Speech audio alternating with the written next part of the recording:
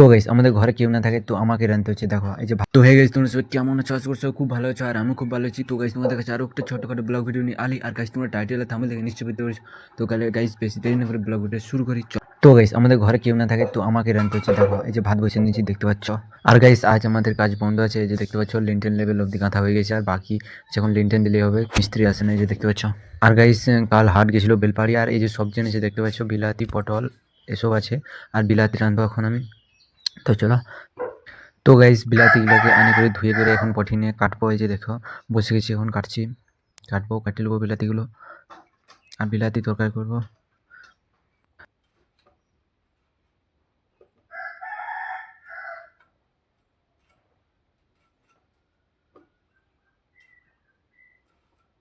তো guys already আমার সব বিলাতি কাটা হয়ে গেছে, আর এখন রাঁধবো মানে।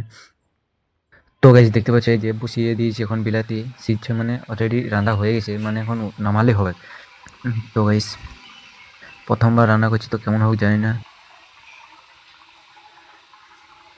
তো বসে গেছি ভাত, ভাত নিয়ে, যে দেখো শাল পাতায় ভাত নিয়েছি। আর তরকারি আছে এই যে বিলাতি আলু ভাজা আর ডাল। তো গাইস ফার্স্ট টাইম রাঁধলি তো এরকম, তো ভালোই লাগছে আর কি বলবো।